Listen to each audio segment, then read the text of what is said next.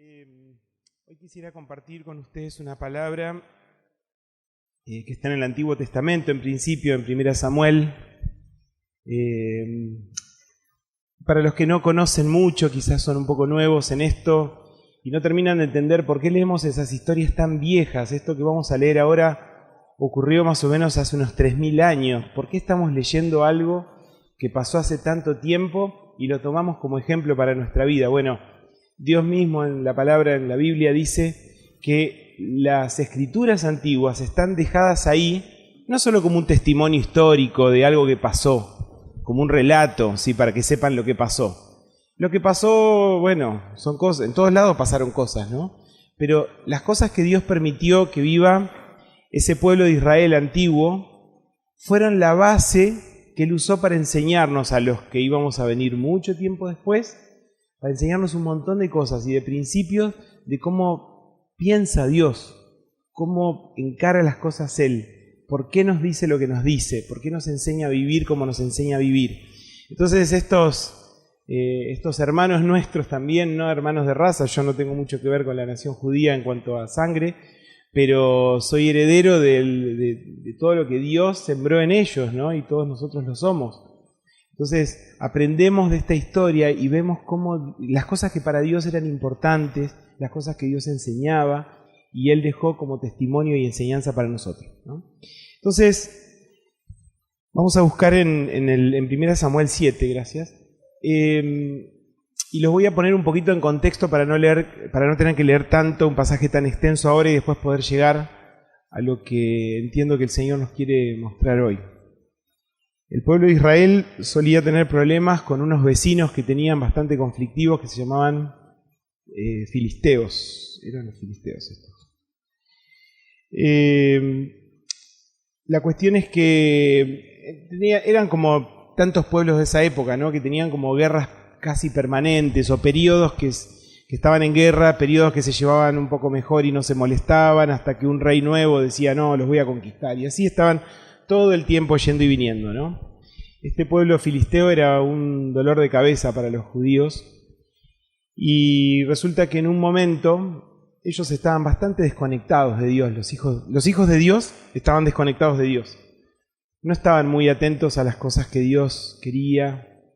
Era un tiempo difícil, un poco confuso para ellos. Y resulta que hubo una guerra y los judíos, medio desesperados, agarraron algo que no estaba pensado como un amuleto, pero ellos lo llevaron como un amuleto. Ellos tenían una caja, esto hemos contado ya en otras predicaciones, se ha enseñado varias veces acá en la iglesia, una caja que se llamaba el Arca del Pacto. Un arca es una caja, ¿sí? Una caja, solo que esta era una caja muy especial. Estaba hecha con una madera especial y estaba toda enchapada por dentro y por fuera de oro. Y arriba de la tapa tenía dos estatuitas como de unos querubines, unos ángeles especiales, ¿no? ¿Y por qué era importante esta caja? Esta caja Dios le había mostrado a Moisés muchos años antes que tenía que hacerlo de esa manera, y dice que Dios hablaba desde ese lugar. Es interesante porque los pueblos de esa época tenían estatuas de dioses, ¿no? Como hasta hoy tantos que ponen estatuas ante las que se arrodillan y esperan que hagan algo de esas estatuas.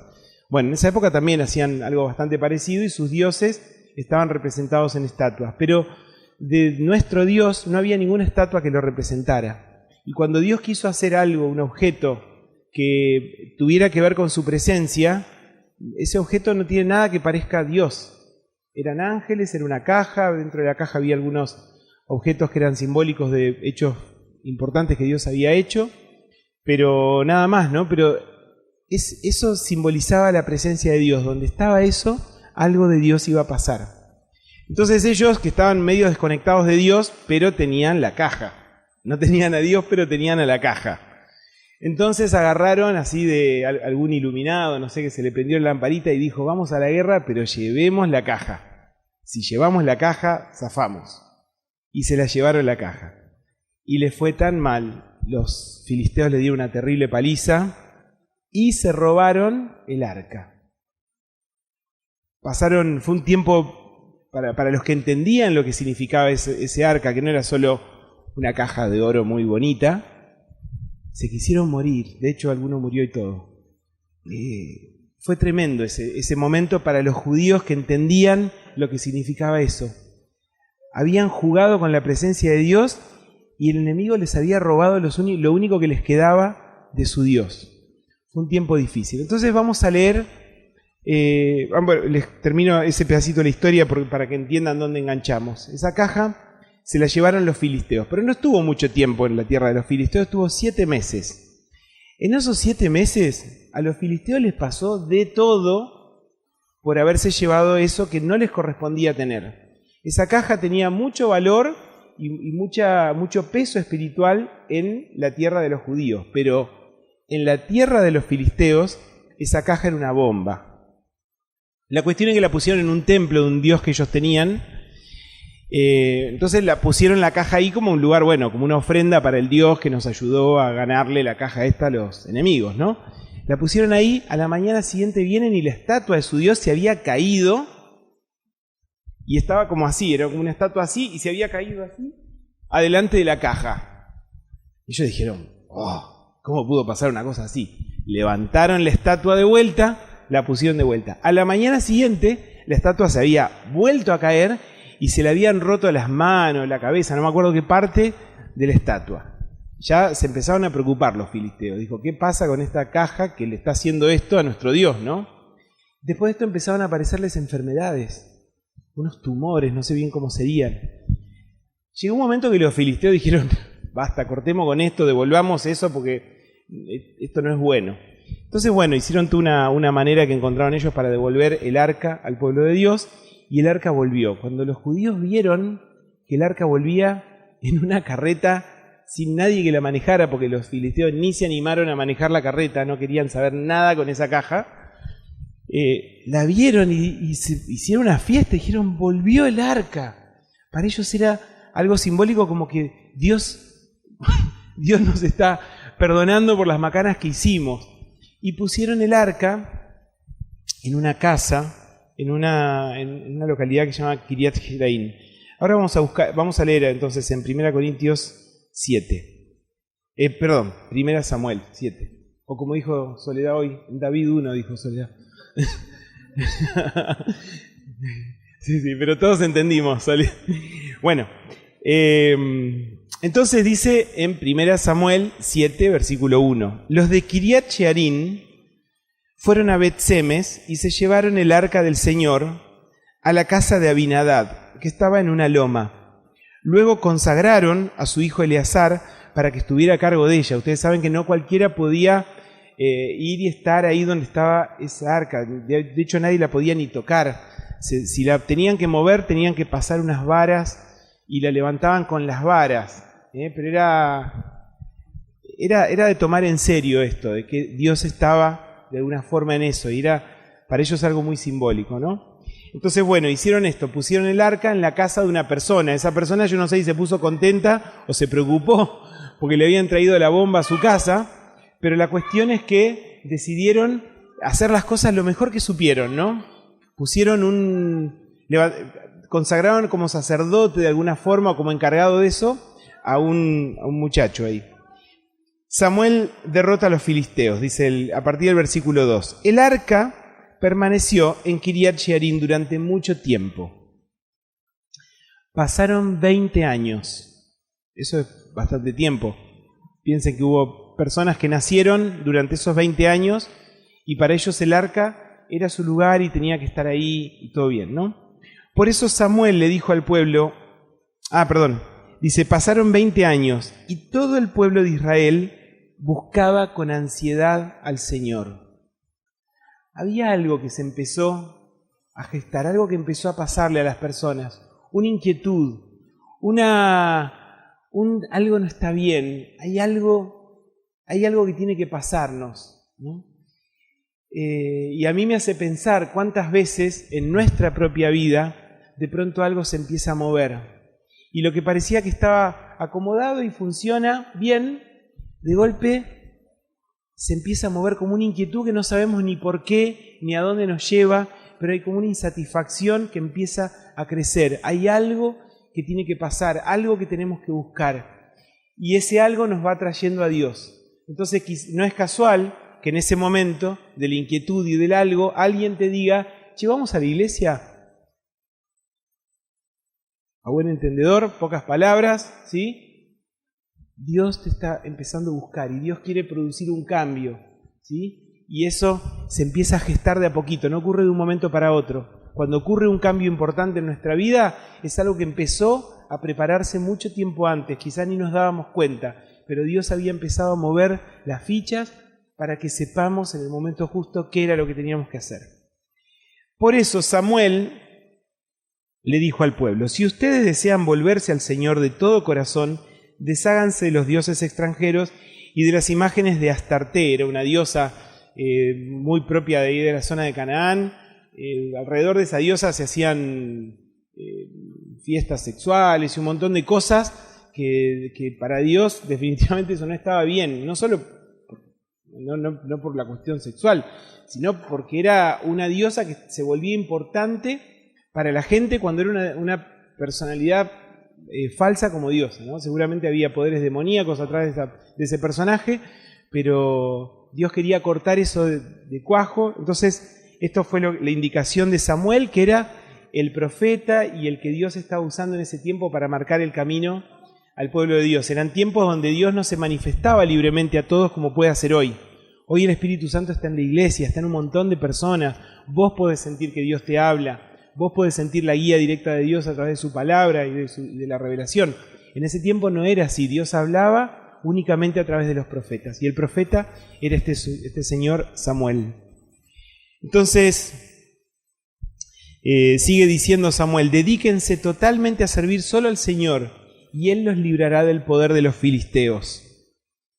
Así que los israelitas echaron fuera los ídolos de Baal y las imágenes de Astarte y sirvieron solo al Señor. Una gran limpieza, ¿sí? Esto es de este Dios, chau, afuera. Con esto yo rendí culto a esa otra diosa, chau, fuera. Ya no tiene más lugar en mi vida, en mi casa, afuera, no lo quiero, ¿no? Y empezaron a limpiar esto. Y empezaron a volver a servir.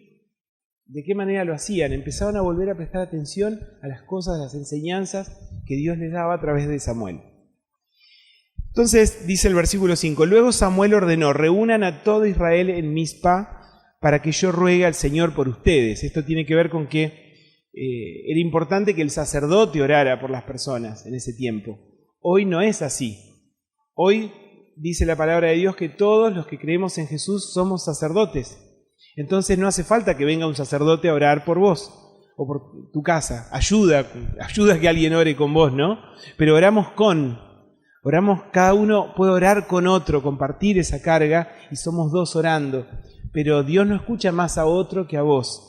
Entonces nunca te dejes seducir por esa idea de que tus oraciones no son escuchadas por Dios. Dios escucha cada oración y cada oración tiene el mismo poder delante de Dios, en principio, ¿sí? Entonces, cuando tengas una carga, algo que te preocupa, está bien que pidas a alguien que te acompañe en oración. Los pastores, los que estamos en alguna posición de liderazgo, podemos buscar y quizá el Señor nos muestra alguna cosa para tu situación, pero en principio tu oración es tan válida como la mía, como la de cualquiera, y todos tenemos ese acceso al Padre, ¿sí? Y podemos hablar con Él. Pero en este tiempo no era así, era importante que Samuel orara. Entonces dice, cuando los israelitas, versículo 6, se reunieron en Mizpa, sacaron agua y la derramaron ante el Señor. También ayunaron durante el día y públicamente confesaron, hemos pecado contra el Señor. Fue ahí en Mizpa donde Samuel comenzó a gobernar a los israelitas. Qué importante esto, ¿no? Ellos dice que, sacaron agua y la derramaron, es un ritual de purificación, pero dice también ayunaron durante el día y públicamente confesaron. Este ayuno que ¿cuántos de los que están acá alguna vez ayunaron? No porque se quedaron sin comer porque no había comida, sino porque ayunaron, o sea, dedicaron un día para ayunar. ¿Cuántos lo hicieron alguna vez? A ver. Bueno, en esos ayunos que hacemos y que tenemos que hacer y que son importantes, y el que no lo hizo nunca, lo animo y lo desafío a que se anime a hacer un ayuno bien hecho delante de Dios. Dios lo usa como para despejarnos la vista, para correr nuestras cataratas espirituales y permitirnos ver y entender los planes de Él para nosotros, los planes para otras cosas, cuando estamos medio desenfocados, cuando necesitamos claridad porque estamos perdidos. Bueno, el ayuno, el tiempo de ayuno y oración, ¿no es cierto? No es solo no comer, es dejar de comer para dedicarnos en nuestra mente y en nuestra atención más a lo que Dios quiere, ¿no? Entonces Dios hace este milagro de abrirnos un poco la cabeza, cambiarnos el enfoque y que podamos empezar a entender y ver las cosas como Él las ve. Y ahí muchas veces entendemos tanto que empezamos a vivir de otra manera también. Bueno, ellos hicieron esto, ayunaron, oraron y públicamente confesaron: hemos pecado contra el Señor. Públicamente confesaron. ¡Qué bárbaro! No estoy pidiendo que ninguno venga acá a confesar sus pecados, tranquilos, no voy a pedir una cosa así. Aunque si alguno quisiera hacerlo es bíblico, podría hacerlo. Pero no hablo de confesar ante otras personas, que no es malo, pero no es la clave. La clave está en que nos hagamos cargo de las cosas que no hacemos bien y que podamos confesarlo en principio a Dios. De nada sirve que se lo digamos a alguien si no se lo podemos decir de corazón a Dios, ¿no? Hacernos cargo de que metimos la pata. A veces nos alejamos de Dios o no nos vamos de la iglesia ni nada, pero siendo parte del pueblo de Dios, hacemos cosas diversas, ¿no? ¿Y qué hacemos? Después volvemos y como que acá no pasó nada, ¿no? Y nos da un poco de vergüencita, pero no es cuestión de que nadie se entere las macanas que hicimos, así que ponemos cara de nada, cara de está todo bien. Y no es así. La clave está en que podamos confesar a Dios. A veces nuestra confesión es tan necesaria y tan fuerte, y esto yo lo he vivido personalmente, que necesitamos confesarlo a otra persona también. No es que acá vamos a exigir a nadie que confiese con nadie, ¿sí? Pero a veces es tan fuerte la confesión que necesitamos hacer que necesitamos compartirlo con alguien más. Y es saludable, no es malo, es bueno y nos va a ayudar mucho. Pero en principio, a Dios. Ellos confesaron: nos alejamos de Dios. Hemos pecado contra el Señor.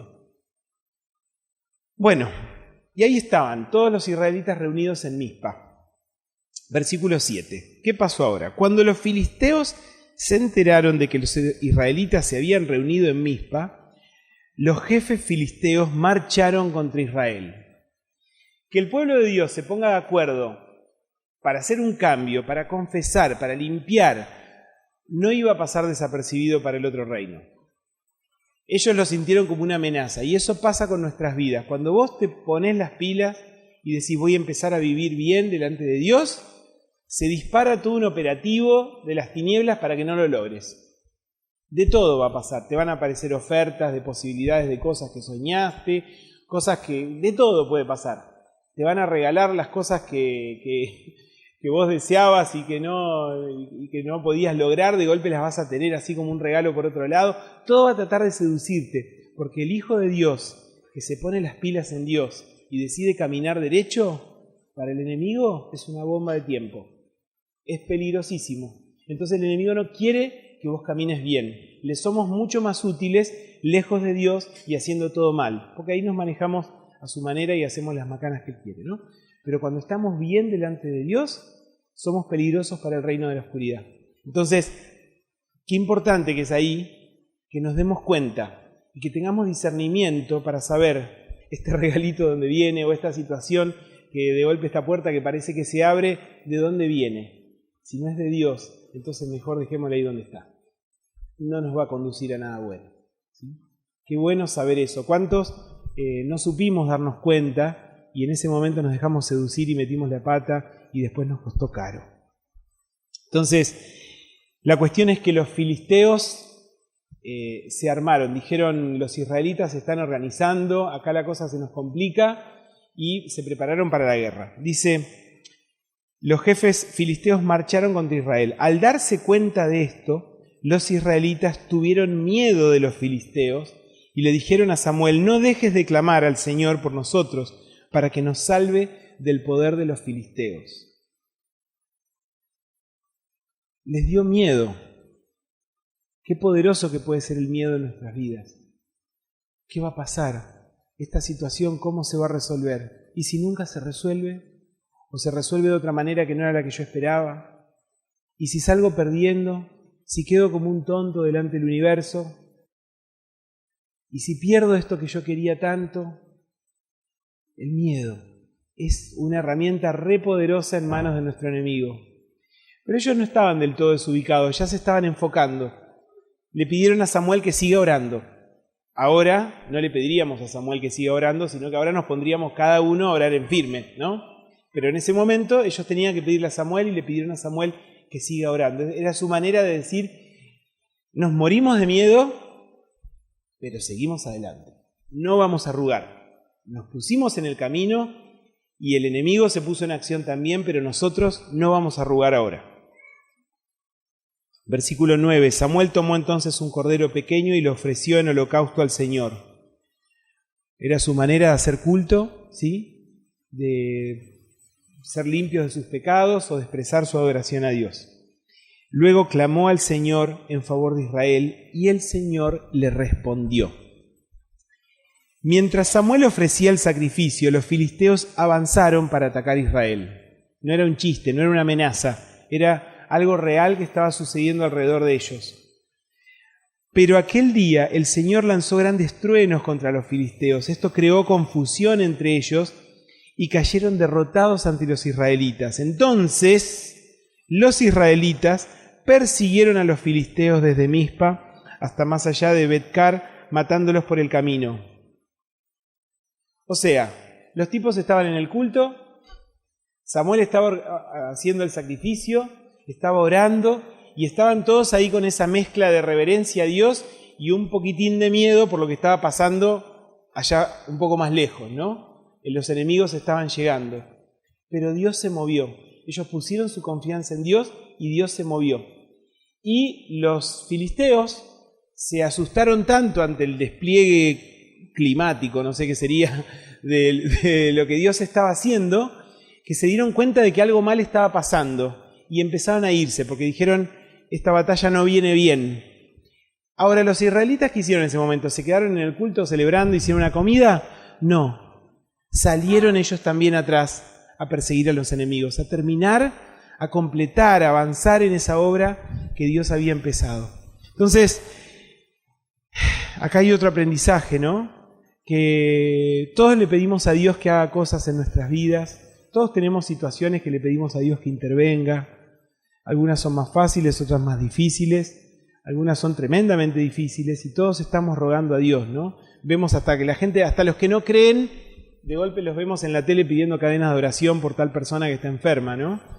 En el momento que las papas queman, parecía que de golpe todos creen en algo y andan pidiendo cadena de oración. Si somos 2 millones de personas orando, capaz que Dios escucha.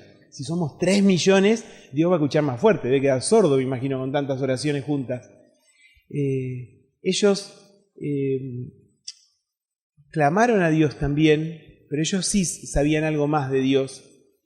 Y Dios se empezó a mover. Pero cuando Dios se empezó a mover, ellos después actuaron en consecuencia. No se quedaron simplemente cómodos diciendo, mirá qué groso Dios lo que hizo, y nos quedamos nosotros piorita acá y no hacemos nada. Ellos terminaron, ellos continuaron. Entonces, si Dios te empezó a liberar de algo, es tu responsabilidad, es mi responsabilidad avanzar en lo que implica esa liberación de algo. Va a haber decisiones que va a haber que tomar, va a haber cosas que van a tener que quedar afuera. Dios hizo milagros, pero hay cosas que nos va a tocar hacer a cada uno de nosotros. Va a haber aspectos de nuestra vida que van a tener que cambiar, va a haber algo a lo que tenemos que renunciar, algo que quizás hasta era placentero, pero ya no tiene lugar, porque no encaja con las cosas buenas que Dios nos marca. Entonces, bueno, habrá sido divertido, pero ya no es para mí y lo tengo que dejar afuera. Tenemos que seguir adelante con la obra que Dios empieza, ¿sí? No esperar que Él haga todo absolutamente y nosotros nos quedamos panchos mirando a Netflix. No funciona así. Tenemos nosotros el desafío. Porque si no, pareciera como que, es verdad, por un lado reconocemos que Dios hace todo, pero por otro lado no nos cuesta nada. Hoy Sole hablaba a nivel del culto, ¿no? No nos cuesta nada. Es muy fácil lo que no nos cuesta nada. No defendemos lo que no nos cuesta nada.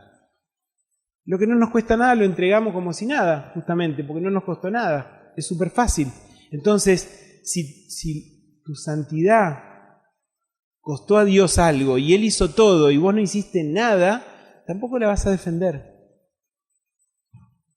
Yo en momentos en los que yo sufro de gastritis de hace años y a veces estoy bárbaro y a veces estoy complicado con mi gastritis, ¿no? Pero cuando dejo que los pensamientos oscuros o acciones que no están bien, decisiones que no están bien, tomen lugar en mi corazón, automáticamente, pero yo creo que no tarda ni media hora, tengo gastritis acá arriba. Y yo sé por qué es. ¿Sí? Entonces, si yo quiero que el Señor pueda tomar victoria en mi vida y pueda tener todo, yo me tengo que acordar de mi gastritis también, a veces, que no siempre, pero a veces ha sido provocada por cosas que yo hice que no estaban bien, y yo lo sé, y me acuerdo. Entonces no quiero. Yo sé que hasta tiene consecuencias en mi cuerpo, mi pecado. Entonces no lo quiero más. Y me acuerdo, y el Señor permite que yo me acuerde de esto, para que no me olvide, ¿no? Y ahora vamos a este punto del no olvidarse. Seguimos leyendo un poquito más. La cuestión es que ellos los vencieron, ¿no? Y en el versículo 12, 7:12 dice, después Samuel tomó una piedra, la colocó entre Mizpa y Sen y la llamó Ebenezer. ¿Conocen la palabra Ebenezer? ¿La escucharon por ahí? Acá en Trevelin tenemos una iglesia que se llama Ebenezer.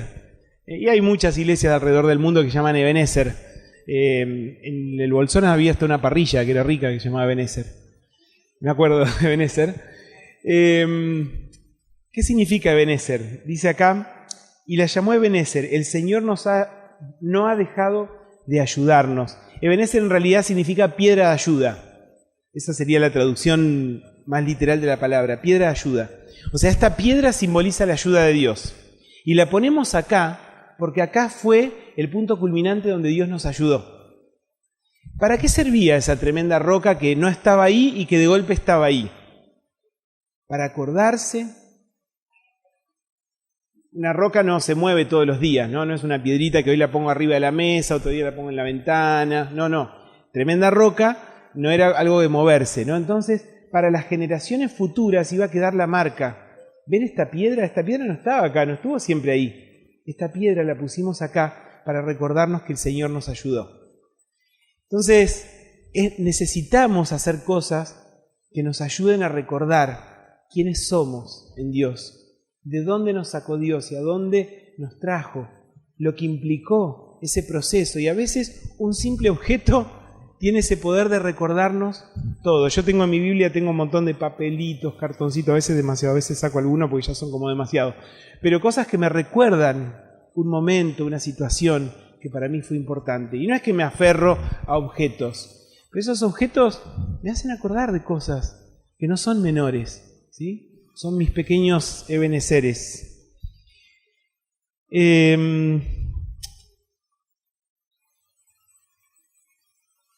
Esa piedra recordaba entonces que señalaba un lugar y un momento donde pasó algo. También para no retroceder, o para si retrocedemos, saber a dónde volver. Esto es un punto importante. Todos retrocedimos alguna vez en nuestra fe. Pero es importante que sepamos a dónde volver. ¿Dónde tenemos que retomar? ¿Dónde fue el último punto donde estuvimos bien con Dios? Y volver ahí. Y Dios nos va a estar esperando.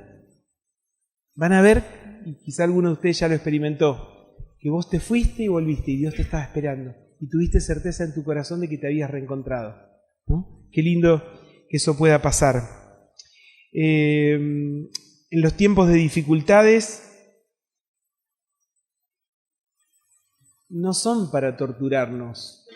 Yo aprendí algo ahí leyendo, vamos a buscar ahora un último pasaje en Santiago, la Epístola de Santiago en el Nuevo Testamento, capítulo 1. Es un pasaje un poquito más largo, pero solo vamos a leer ese versículo ahora.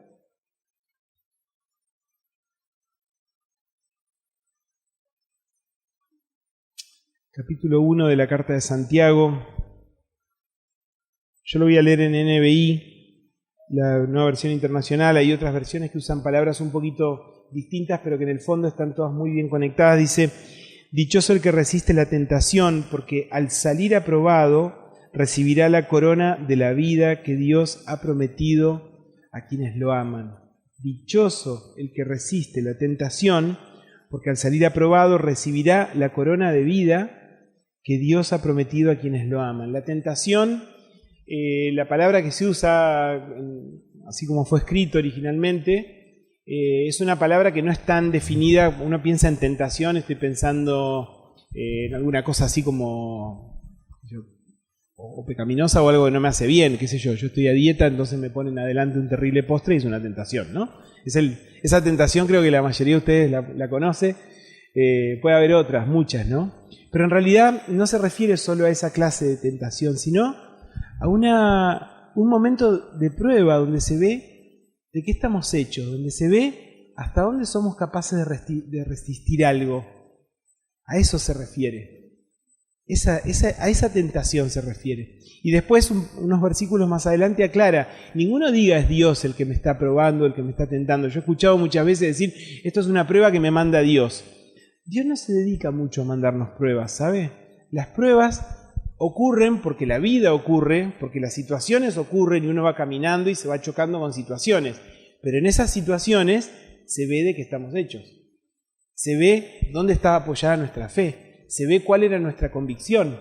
No es que Dios te pone ahí y la prueba a ver si caes y te está mirando ahí y con la cámara para sacarte la foto en el momento, así como hace poquito me llegó una multa de Bariloche y tenía unas ganas de discutirla, pero estaba la foto de mi auto pasando el semáforo en rojo, con la patente ahí. No podía, así, bueno, Dios no está así con la cámara para hacerte la multa. No hace falta, las situaciones van a ocurrir. Las situaciones van a ocurrir y ahí se va a ver de qué estamos hechos, ¿no? Pero dice, vuelvo a leer ahí en el versículo 12, dichoso el que resiste en ese momento, el que puede pasar ese momento, ¿sí? Al salir aprobado recibirá la corona de la vida que Dios ha prometido a quienes lo aman, porque si estamos atravesando esa cosa, esa prueba, ese momento difícil y nos mantenemos airosos en eso, tiene que ser por nuestro amor a Dios. Señor, yo por mí me derrumbo, me dejo caer, pero reconozco que vos estás acá. Así que me agarro fuerte de tu amor y me mantengo en pie. Aunque todo me empuje para abajo, yo me voy a mantener en pie porque vos estás conmigo. Señor, y porque sé lo que significó para vos el salvarme a mí. Entonces voy a honrar eso y me voy a mantener por vos. Fíjense qué entereza hace falta para esto y cuántas veces actuamos totalmente de otra manera, ¿sí? Entonces es habitual en nosotros, ¿no? Es habitual en nosotros. Entonces, cerrando esta reflexión sobre la palabra de Dios, estaría bueno que pongas algún Ebenezer, una piedra, algo que sea un símbolo para vos. No es nada que tenga un poder mágico. Era una piedra nada más, un cacho de roca ahí, pero que tiene el poder para vos de hacerte recordar quién sos, de hacerte recordar lo que Dios hizo por vos, de hacerte recordar lo que implicó y lo que vos mismo tuviste que luchar para llegar ahí, ¿no? Es decir, Dios nos ayudó hasta este punto. Eso significaba para ellos esa piedra de Ebenezer. Y por otro lado, lo otro que me gustaría dejar picando para que cada uno, para que no se vayan así tan tranquilos, ¿no? Que se vayan con un poco de inquietud si no tenían ninguna, yo les voy a complicar. Pero a mí me quedó picando esta pregunta, ¿no? ¿Qué voy a hacer ante mi próxima situación de prueba? ¿Voy a hacer lo mismo que hice las otras veces? ¿Qué pasa si hoy mismo ocurre? Salgo de acá, me encuentro con alguien en la calle, llego a mi casa y la prueba me está esperando ahí. ¿Qué voy a hacer? Hay una bienaventuranza, hay una bendición de Dios para el que en ese momento dice, mirá, yo agarraría trompadas a todo el mundo, yo reventaría todo, yo haría esto así, pero ¿sabes qué? No lo voy a hacer, porque Dios está acá conmigo y Él me va a dar la